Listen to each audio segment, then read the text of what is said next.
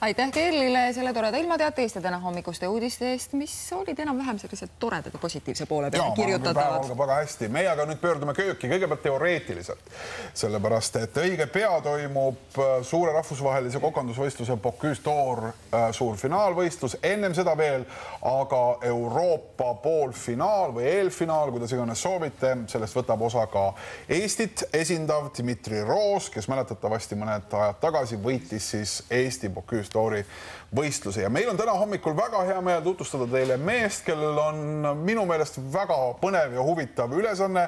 See on siis koka treenimine, Dmitri Roosi treenimine selleks võistluseks ja tema nimi on Pierre Mathon. Bonjour. Bonjour. Kui palju treener oma hoolealuses tegelikult teab treeningperioodil? Kas te teate, mida Dmitri Roos praegu kell 8:30 teeb? Combien vous, comme entraîneur, savez de votre cuisinier que vous entraînez? Qu'est-ce que fait Dmitri Roos à cette heure-ci, à 8h30? Aujourd'hui, c'est un moment important car il prépare l'avant-dernier training. Et le training, c'est très important. Nous devons travailler sur le concours 5 heures. Pas 5 heures, 2 Donc, il faut bien faire les choses, bien les cuisiner, et dans le temps. Et à Genève, ça sera dans le bruit, beaucoup. Il y a beaucoup de bruit. Ja muidugi Genfis on palju pinget, palju nerveerimist. Mismoodi see treenimine käib? Kas ongi konkreetne päevaplaan ja päevast päeva üks ja seesama? Me saame väga hästi aru, kui on vaja jooksuks treenida, et siis inimene jooksebki 10 kilomeetrit. Mismoodi treenida selliseks tippkokkade võistluseks?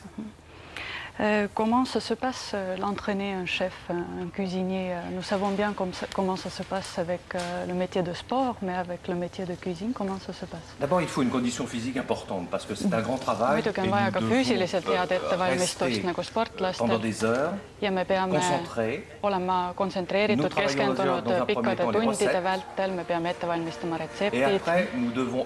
Ja pärast peame me korraldama praktiliselt kogu töö. Ühelt poolt siis retseptid, teiselt poolt kõik need tooted ja ka see aeg, mis on meil ette nähtud. Kui palju te peate tegelema selle vaimse poolega, ehk et tõepoolest hirm ei halvaks koka käsi, kui on tippvõistlusega tegu? Combien vous vous occupez avec le côté mental de ce travail? Comment vous évitez le trac? D'abord, on essaie de travailler dans le bruit pour se remettre dans les conditions du concours. Suhteliselt lärmakas keskkonnas selleks, et panna ennast selle võistluse sellise tingimustesse. Ensuite, mon rôle est de calmer, minu roll on ka rahustada kokka, sest konkursi ajal ei ole ma enam köögis seespool, aga ma olen siiski otseses kontaktis Dmitriga ja tema meeskonna. Et il faut que je regarde le temps, ja ma pean vaatama seda, kuidas aeg edasi liigub, kuidas on puhtusega, kuidas kogu töö kulgeb. Nii et ma pean selleks seal olema, et ta midagi ei unustaks. Parce que le travail, nous travaillons depuis 6 mois. Sest me oleme koostööd teinud juba 6 kuud nende retseptide kallal. Ja nüüd võib öelda, et me oleme valmis retseptide poole pealt. Kuid me peame tegema enam tööd kogu selle konkursi kontekstis. Dans le contexte. Kogu selle konkursi kontekstis. Kuidas üldse kokkade treeneriks saadakse? Mille poolest see erineb ühest lihtsalt heast kokast? Mida peab treener oskama lisaks veel? Comment on devient un chef-entraîneur? Qu'est-ce qu'il faut de plus? Il faut de l'expérience et une certaine on vaja kogemust ja teatud kulinaarset kultuuri. est un pays pour moi Eesti on minu jaoks praegu väga oluline maa kulinaaria seisukohast. Ja ma ei ole mitte ainuke, kes nii arvab. Väga tihti kohtun Paul Bocuse'iga, kuna ta on minu isiklik sõber ja räägin talle ka Eestist, räägin talle oma rollist siin Tallinnas. Il a toujours cette réflexion en disant, mais l'Estonie est un petit pays, mais ça devient important. Ütleb, et Eesti on küll väike maa, kuid ta on muutumas üha olulisemaks ka kulinaarias. Juba teist korda Eesti tuleb osalema Lyoni Bocuse d'Orile, Genfi eelvõistlusele.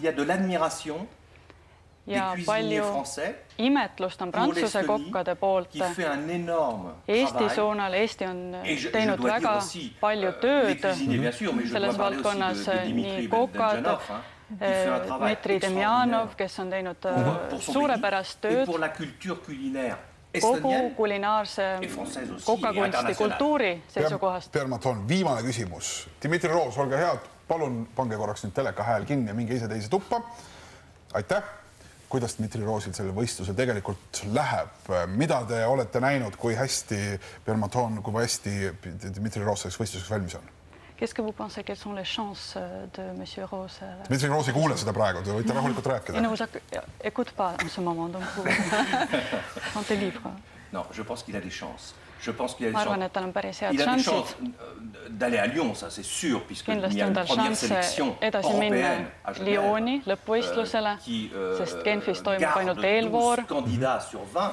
12 kandidaati 20 lähevad edasi Lyoni ja ma arvan, et selles osas probleemi ei ole.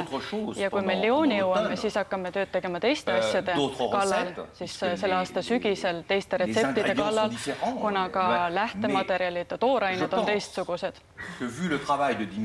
Kuid nähes Dmitri poolt tehtud tööd tänase päeva seisuga, ma arvan, et ta võib tulla 10 esimese hulka maailma ülemaailmsel võistlusel. Ma arvan, et ta on seda väärt. Kõlab väga hästi.